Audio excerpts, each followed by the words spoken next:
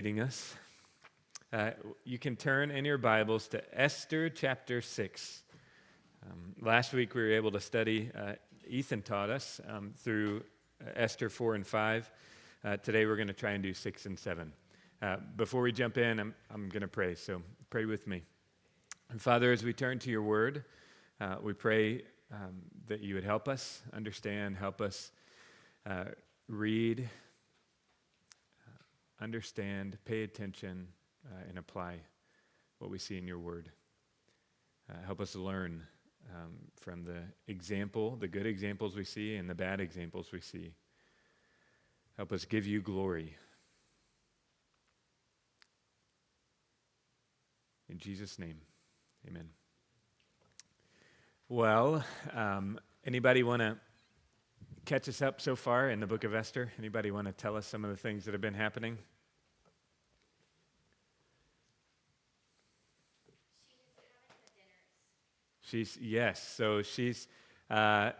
Times are really bad or potentially really bad for Israel. Why are things so bad for Israel?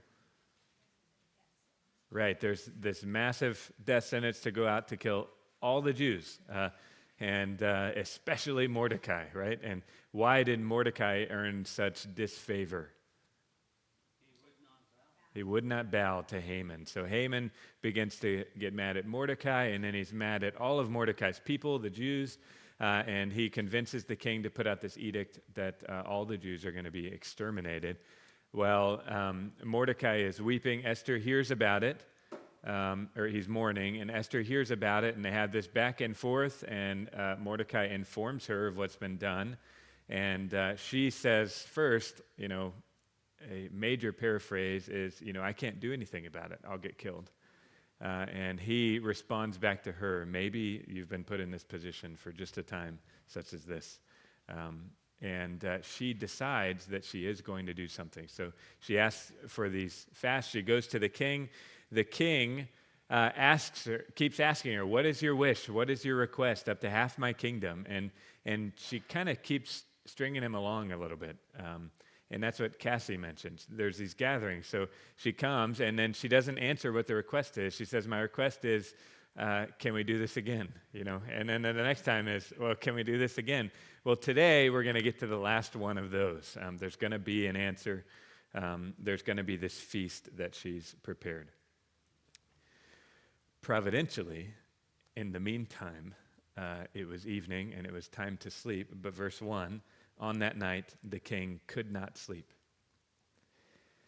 And he gave orders to bring the book of memorable deeds, the Chronicles, and they were read before the king. So this same king, Ahasuerus or Xerxes, the same king can't sleep that night. And there's not an explanation given. It doesn't say he had a bad dream. It just says he can't sleep. And so he asks them to bring in things to read. My guess is he's asking them to bring in the most boring book they can find. And maybe it'll put him to sleep. But it doesn't have to be that, right? It could be he's been meaning to do this for a while. Now he's finally got some time since he can't sleep anyways, and so he wants to listen to this. But he couldn't sleep. He gave orders to bring the book of memorable deeds, the Chronicles, and they were read before the king. We have some records like this from this time, that they were really fastidious about copying these things down. And we actually read in Esther earlier in the book about a good deed that Mordecai did to preserve the life of the king. And he wasn't recognized for it. And we talked about how that was actually pretty strange. Even though he's a Jew, if he did such a good deed and saved the life of the king, normally he would have been recognized for it. So in the Lord's providence, though, he wasn't. And so verse 2, it was found written how Mordecai had told about Bigthana and Teresh, two of the king's eunuchs who guarded the threshold and who had sought to lay hands on King Ahasuerus. And the king said, what honor or distinction has been bestowed on Mordecai for this? And the king's young men who attended him said, nothing has been done for him. So this is a problem for the king. He sees now, he remembers this deed has been done. It's been written about in the books, and yet nothing was ever done for him. And they didn't write down any official reward for him. And so, verse 4, the king said, "Who is in the court?" Now Haman had just entered the outer court of the king's palace to speak to the king about having Mordecai hanged on the gallows that he had prepared for him. And the king's young men told him, "Haman is there standing in the court." And the king said, "Let him come in." Okay, so let's talk about this for just a minute. So providentially, the king can't sleep. He asked for this book. Providentially, the story that they read from the book is a story about Mordecai. This is all the night before the king is going to have this feast with Esther, and Haman's going to be there. Well, the king wants to know what to do about this. You remember from the very beginning of the book, even though at the beginning of the book, 4 or 5 years ago, I believe, 4 or 5 years ago, we saw that the king just seemed very foolish, or at least he had had too much wine. He was not acting, in my opinion, how a king should act. Well, even though that's been true, he's always been reliant on advisors, and here he wants to get advice again. So this Mordecai hasn't been recognized. He wants to get advice, so he asks, "Who's in the court? What dignitary could come and give advice on this?" And the answer was only Haman, maybe because it was late at night. I don't know, but the answer is Haman is there, standing in the court, and the king said, "Let him come in." So he's going to ask Haman for advice on what to do about Mordecai. Everybody with me so far?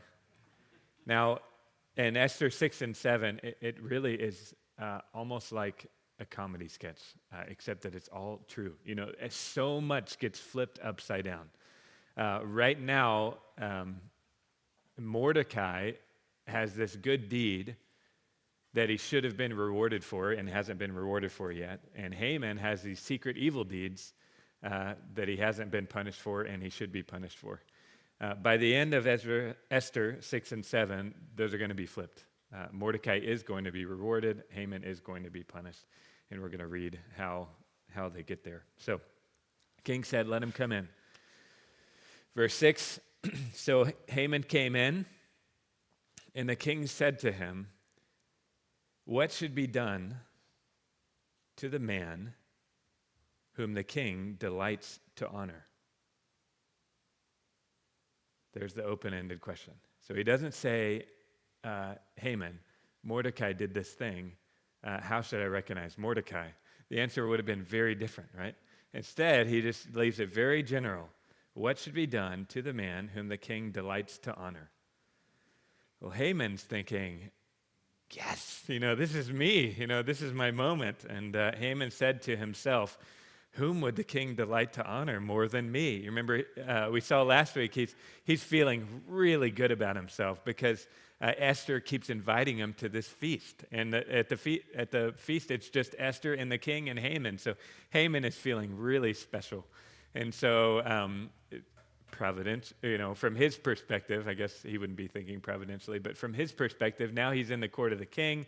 He's come, and now the king is saying, what should I do? What's the best thing to do? If I delight to honor somebody, what's the best thing to do? So Haman's feeling really good. He thinks that this is about him. So verse 7, Haman said to the king, "For the man whom the king delights to honor, let royal robes be brought, which the king has worn, and the horse that the king has ridden, and the horse that the king has ridden on, and on whose head a royal crown is set." Now that's probably the horse had the royal crown on at some point. We have pictures. I guess they're reliefs. They're not like painting, but carving reliefs we have of kingly processions, and their horses had crowns. And so I guess when the king would ride on the horse would have a crown. So his point is not just royal robes, but royal robes that the king has worn. Not just a horse, but a horse that the king has ridden, on whose head was the crown. And let the robes and the horse be handed over to one of the king's most noble officials. And let them dress the man whom the king delights to honor, and let them lead him on the horse through the square of the city, proclaiming before him, "Thus shall it be done to the man whom the king delights to honor." All right, let's just pause there, and I want to turn it over to you. Any comments about that? Anything stand out to you? Any observations or questions on the first 9 verses? Nathan? He has humility. He asks Haman, how should I honor? Yeah, right. He wants to make sure honor is given where honor is due, right? It's something uh, shameful, or at least something that needs to be corrected, that Mordecai hasn't been rewarded, hasn't been noticed. What else? Joshua?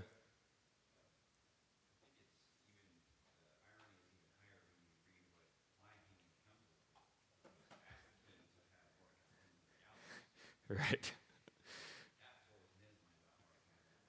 Right. Yeah, that's a good point. So remember, there's this tension inside of Haman. He is feeling two massive extremes we read about last week. On the one hand, he is like elated and overjoyed because he keeps going to these feasts with just the king and Esther. He's thinking that he's really hot stuff. You know, he's really having a good time, and he's really important. But remember, it said that he couldn't rejoice in that because he was still so mad at Mordecai.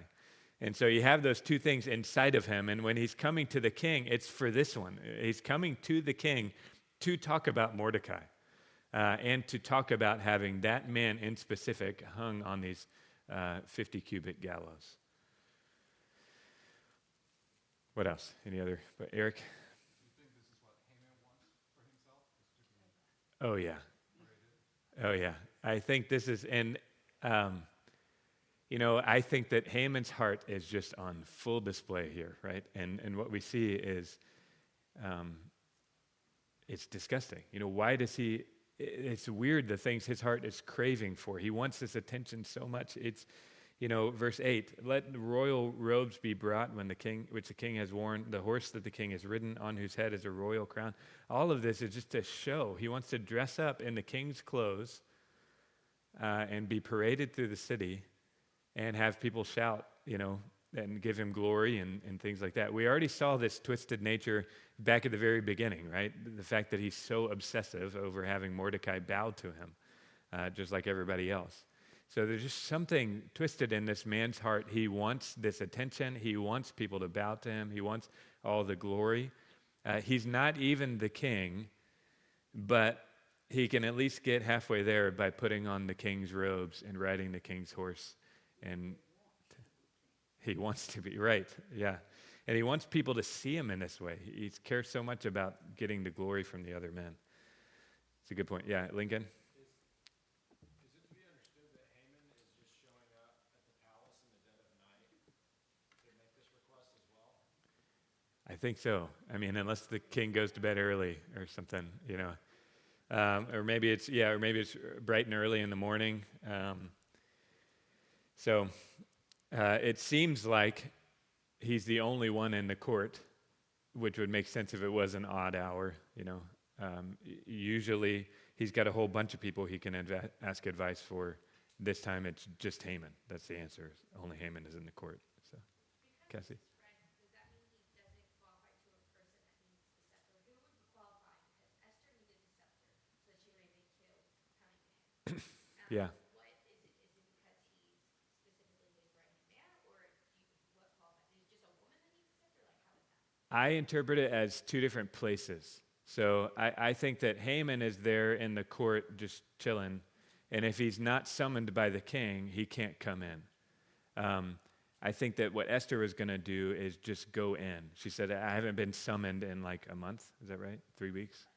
And so she's just going to go in, and if the king, when she goes in, if he doesn't raise his scepter, then she dies. So I think since he was in the next room and he was called in and he said, let Haman came in, I think that's the difference.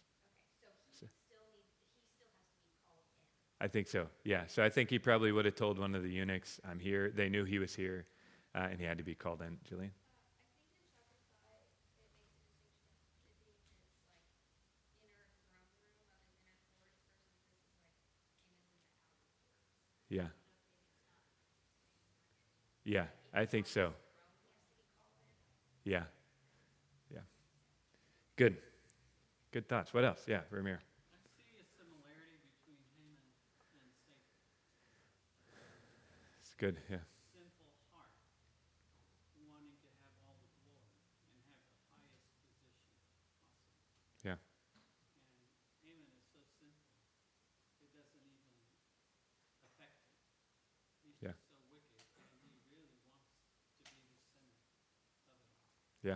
Yeah, if you didn't hear that, Ramiro was drawing the parallel between Haman and Satan. If Satan was this angel that wanted more, wanted to be like God and was grasping for that glory, you have Haman doing that same thing. He's longing for more glory. He's longing for a higher station. He's longing for all these things that sinful ambition produce in our hearts, the pride of life.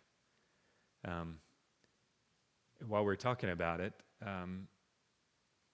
there's an extreme opposite to that, and that's the Lord Jesus Christ, right?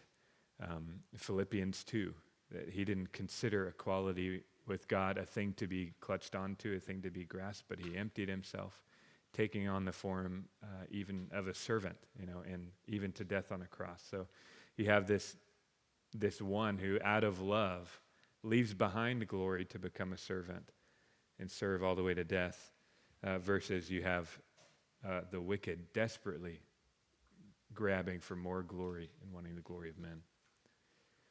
What else? Any other thoughts, Fritzy? I thought it was interesting that after they decided to kill all these millions, probably, of people, the Jews, they sat down to have a drink. Right. It's So, seared. a good word. Yeah, Fritzy was bringing up that they make this massive declaration about all the Jews being killed, and then it's just like life just goes on. They're so seared in their conscience. Seared is the word she used. They're so seared in their conscience that they can just eat, drink, and be merry. It's like there's nothing to them.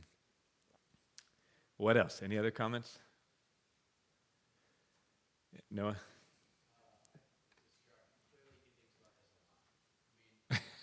Yeah. Right. Right. Right.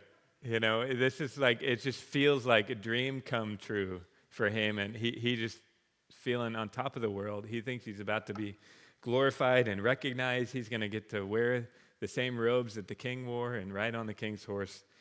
That's what's in his mind. And have someone shouting to all the streets, thus shall it be done to the man whom the king delights to honor. Verse 10. Then the king said to Haman, hurry, take the robes and the horse, as you have said, and do so to Mordecai the Jew, who sits at the king's gate. Leave out nothing that you have mentioned. Man, I just, you can't imagine, right? The anger and the sadness and just everything that he must be feeling. This man that he hates so much that he wants to eradicate all of his people now is the one that he has to glorify. Remember, it was one of the king's most noble officials, and let them dress the man. So I think the picture we're supposed to get is that now that's Haman. He's filling that role. He's the one having to dress Mordecai. He's the one having to help Mordecai get up on the horse. He's going, proclaiming before him, thus shall it be done to the man whom the king delights to honor.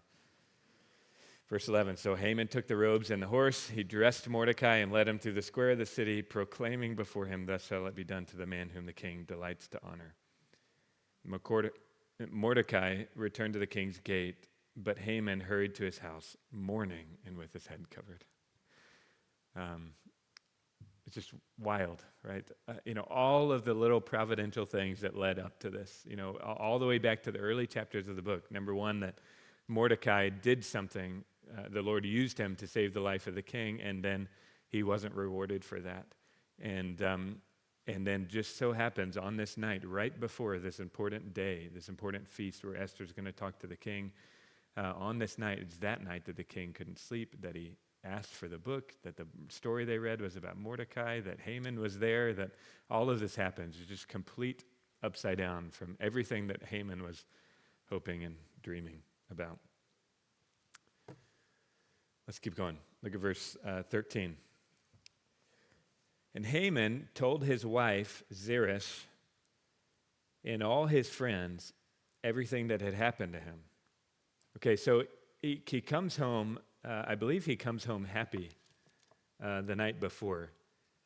He's happy and sad, and he tells them, So he's joyful, glad of heart in chapter 5, and yet he tells Zeresh and his friends about this, and their advice in chapter 5, we read it last week,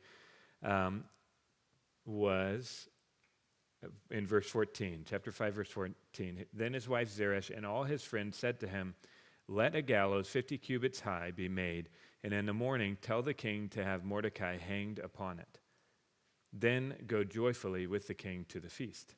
This idea pleased Haman, and he had the gallows made. So remember, he's received this advice from Zeresh, his wife, to do this with Mordecai. And now, in 13, in our passage, Esther chapter 6, verse 13, his wise men and his wife Zeresh said to him, "If Mordecai, before whom you have begun to fall, is of the Jewish people, you will not overcome him, but will surely fall before him."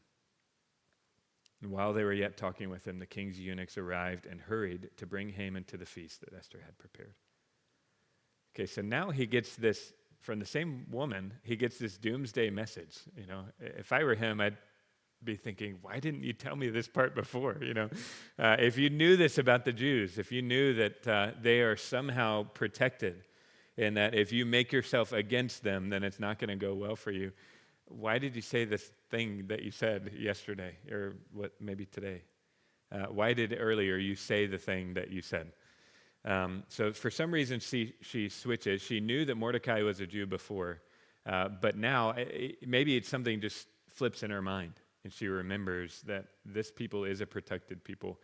And what's just happened with Mordecai is showing that, and it's proving that. And if you're messing with him, it's not going to go well. If Mordecai, before whom you have begun to fall, is of the Jewish people, you will not overcome him, but will surely fall before him.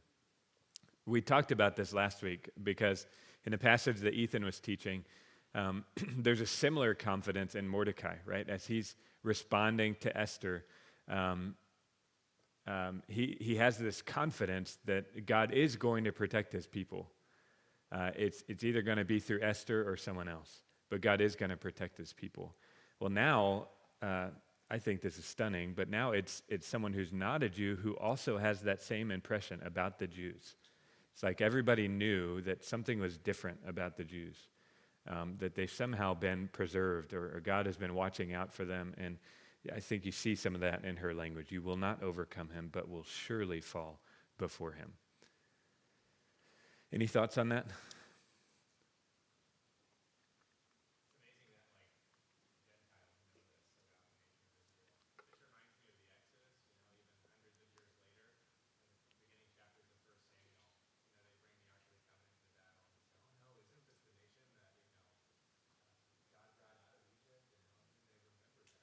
Yeah. Right.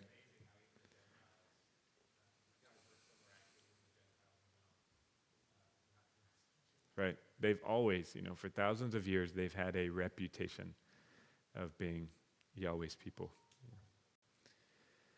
I think it's also, it reminds me, and maybe this is a little tangential, but it reminds me of a passage like Romans 1, where you hear about the world and what they know and how they perceive in creation God's attributes, that he's divine, that he's powerful, that he can do these things, that there is in human consciousness, they know this reality about God. And so that there's no excuse for them. And I think we get a taste of that here. They actually do know who the Jews are. They know that they're protected somehow, even if they don't know how. And yet, Haman is still so against them.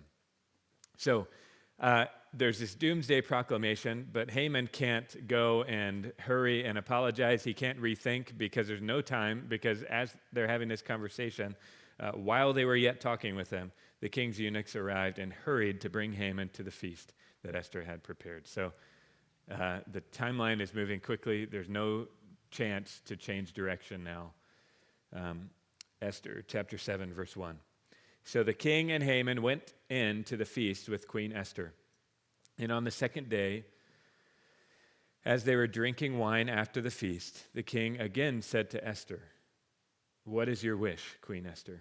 It shall be granted you. And what is your request? Even to the half of my kingdom it shall be fulfilled.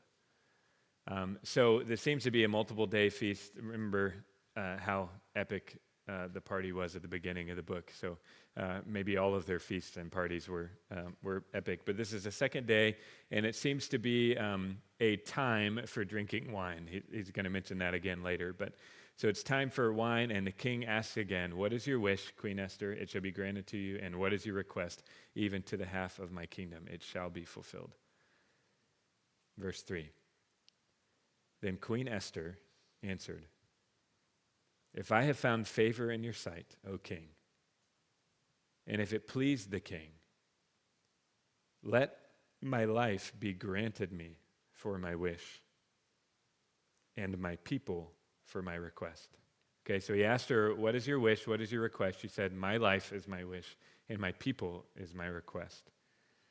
Verse 4, for we have been sold, I and my people, to be destroyed, to be killed, and to be annihilated.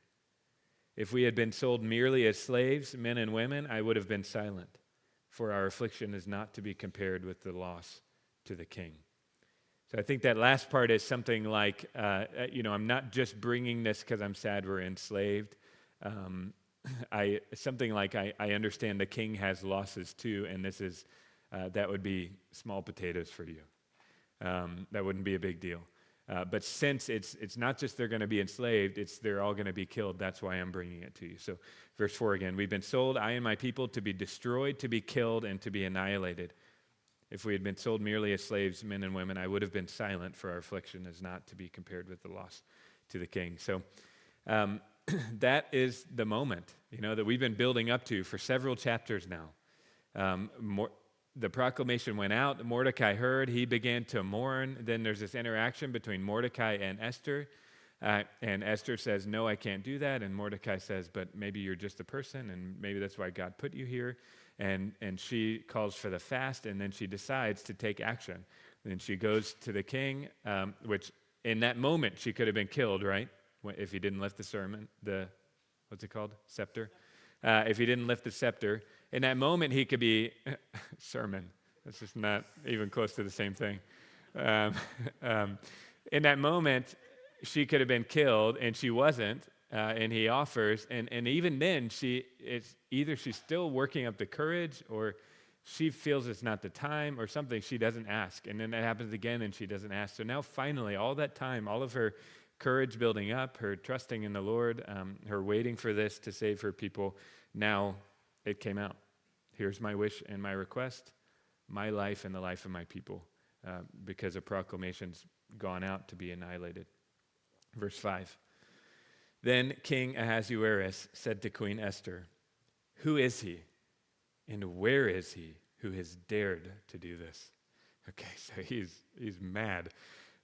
And providentially, verse 6, and Esther said, a foe and enemy, this wicked Haman. Then Haman was terrified before the king and the queen. I think that probably is an understatement, right? You couldn't use, the strongest word you could use.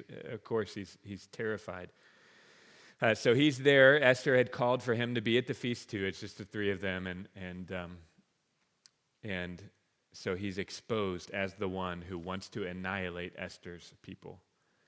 Now, remember this whole time that providentially, I'm just going to keep using that word 1,000 times. Ethan spoke to us about it last week. Remember, it's that sovereignty of God, his arrangement, his control over human affairs.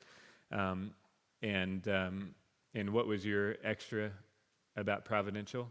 Purposeful sovereignty. Yeah, so it is this purposeful sovereignty. It's God working clearly in human history. We've seen that over and over and over and over in the book of Esther, and we just keep seeing it over and over. So providentially, God has put it in the king's heart to really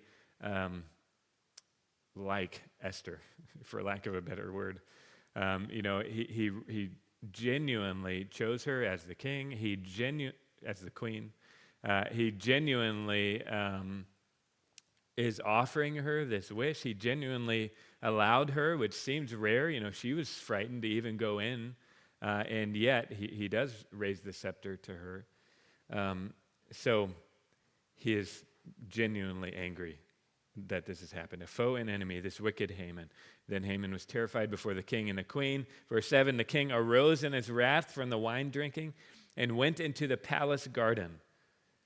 But Haman stayed to beg for his life from Queen Esther, for he saw that harm was determined against him by the king.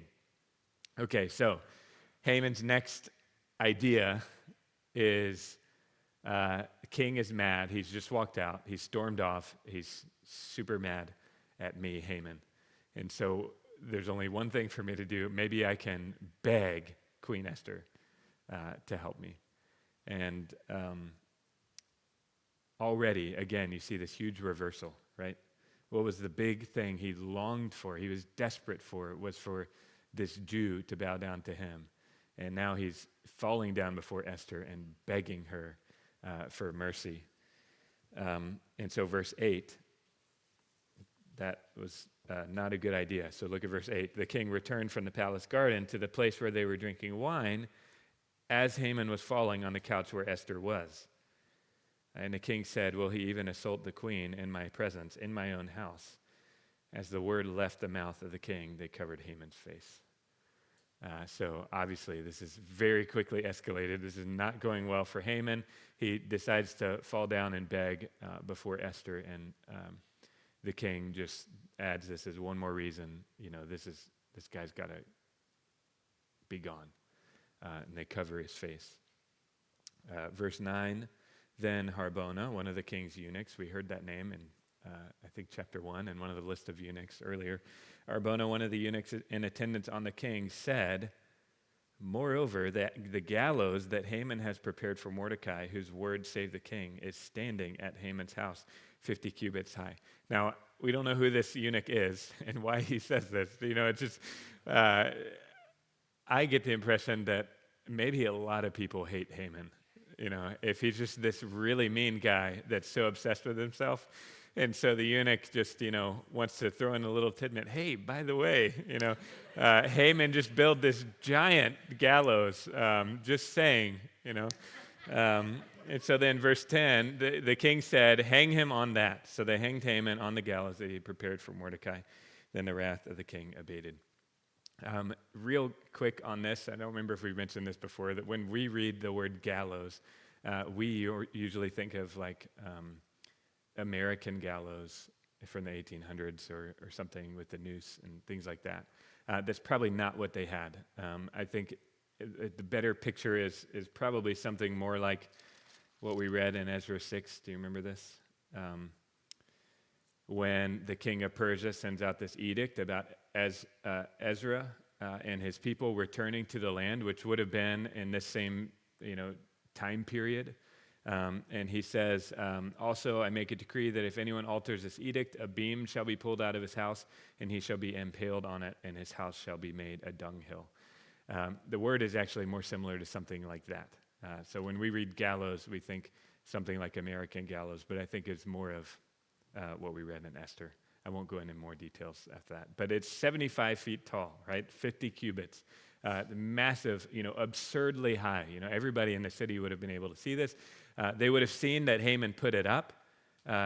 Creepy, evil, mean Haman wants to put somebody on that thing.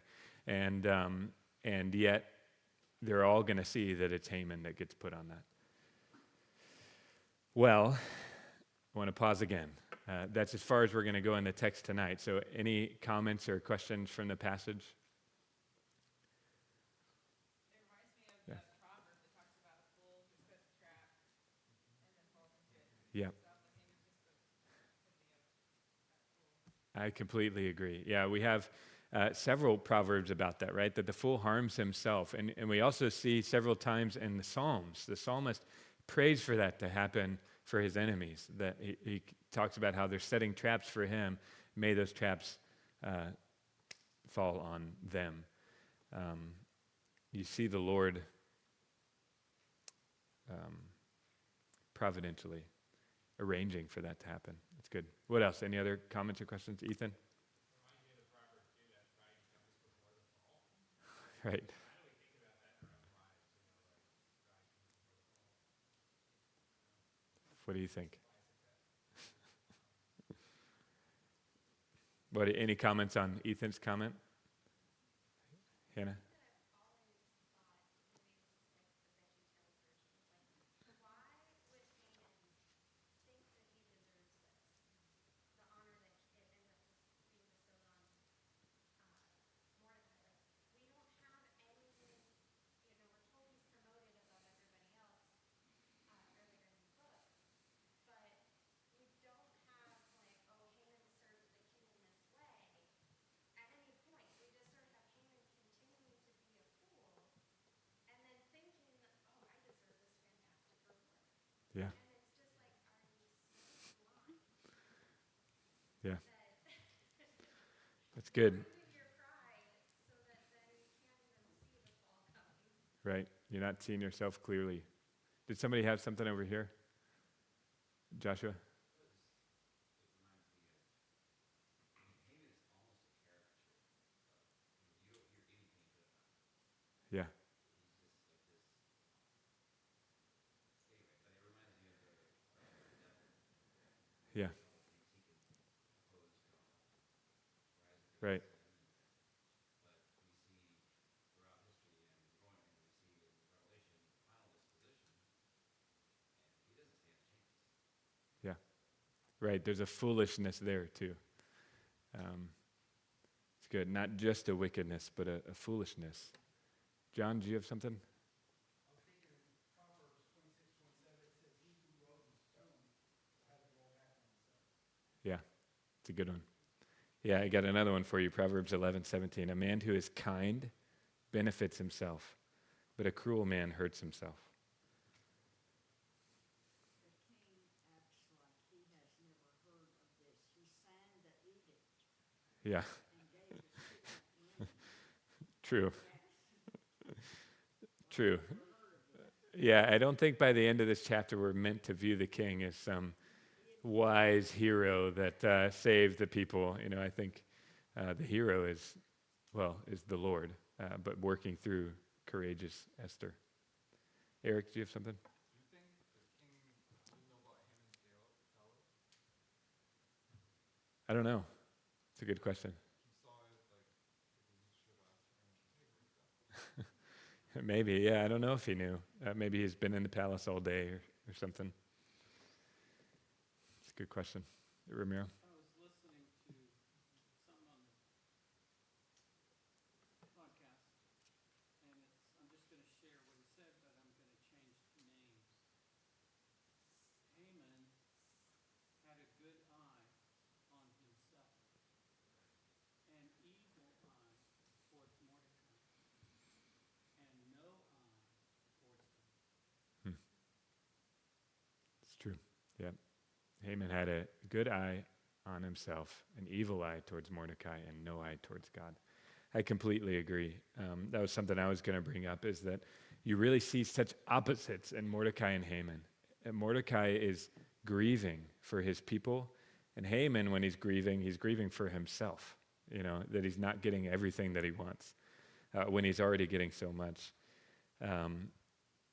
There's so many reversals like that. There's so many opposites in this story. Well, before we close, I just wanted to comment on that exact theme that you guys brought up, was foolishness and wisdom. We've talked a lot about how Haman is so wicked, and he is sinfully wicked and hateful. But I think we've all seen that he's also so foolish. He's not just morally wicked, he's also genuinely foolish. He doesn't have wisdom. And there's a Proverbs we quoted. I wanted to just talk through Ecclesiastes, a jet tour through Ecclesiastes, and just listen to how Haman has violated each of these things. In chapter 1, we're told to not chase after these temporary things that are going to satisfy, that we think are going to satisfy. Instead, chapter 2, we're commanded this pattern to enjoy our lot and to enjoy our toil, what we already have, what the Lord's already blessed us with. Obviously, Haman's doing the opposite, right? He's clinging, grabbing, longing for more of the world's pleasures. In chapter 3, we're told that the wise person knows their place, that we're to humble ourselves and remember that God is the one who's in charge of the seasons. Haman is doing the opposite, right? He wants his season to change now. He wants to be kingly. He wants all the attention. Chapter 4 in Ecclesiastes, we're told of the emptiness of striving for something out of rivalry. We're told about the foolishness of not knowing how to receive instruction and be patient and grow in wisdom. In chapter 5, we're told about the foolishness of forgetting that those who love riches will never be satisfied. Chapter 6, we're told about the folly of living like you know the future. In chapter 7, the folly of letting anger reside in your heart, the folly of being easily offended. All of these things, Haman is doing the exact opposite. He is such a fool. Chapter 8, we hear this: it will not be well for the evil man. Chapter 9, we hear wisdom is better than weapons of war, but one sinner destroys much good. Chapter 10, we hear he who digs a pit may fall into it. We hear about the evil of and the foolishness of privately speaking evil of others. We hear that it's foolish in chapter 11 to forget that God will judge everybody. And he brings that back at the end of chapter 12, and he says this closing advice: to remember your Creator, to fear God and keep his commandments, and remember that God will bring out every hidden thing. So I hope I didn't lose you in all that, but that just this jet tour of, like, if you just pick out these main themes in Ecclesiastes of this book of wisdom, and then you just look at Haman, you just realize he is starkly opposite to all of this. And so I just wanted to bring that up by way of application to say that is certainly not a direction we want to go down. And like I think it was Joshua brought up, that Haman is almost this caricature. It almost feels like a caricature of all these things, and yet he existed in real life and really acted like this. I think it just shows you how foolish we can be, how committed we should be to the wisdom literature, how committed we should be to knowing those proverbs that we brought up, and knowing the book of Ecclesiastes, and knowing the wisdom that the Lord has revealed in his word. We also should not pursue the wickedness that Haman pursued, the morally wicked things, right? But what I'm bringing up is just the other thing to add to that is watch out for the folly. You see such folly in this man's life. We should be people who are wise. So I've gone over time a little bit. Let me close in prayer, but I know there are probably more questions or thoughts or humorous comments, because there's so many humorous things in these chapters, so feel free to come and ask questions at the end. Father, I pray that you would cause us to run to wisdom, to remember that you give wisdom to those who ask, and that we can find wisdom in your word, that you have shared so much in the book of Proverbs and the book of Ecclesiastes and throughout your word about pursuing righteousness and pursuing wisdom. And I pray, Father, that you would make us people who that characterizes our life, that we wouldn't be people that when people look at our life, they wince a little bit because they see some foolish decisions we're making. They see how we won't take advice. They see how we're being stubborn about something. They see these things. I pray, Father, that instead you'd make us people that genuinely from the heart are humble, that seek wisdom, that seek you, that seek to slow down and be prudent. In all of it, Father, I pray that you would help us trust your providence. Help us trust that you are, just as you were then, you are still today, meticulously in charge of all things.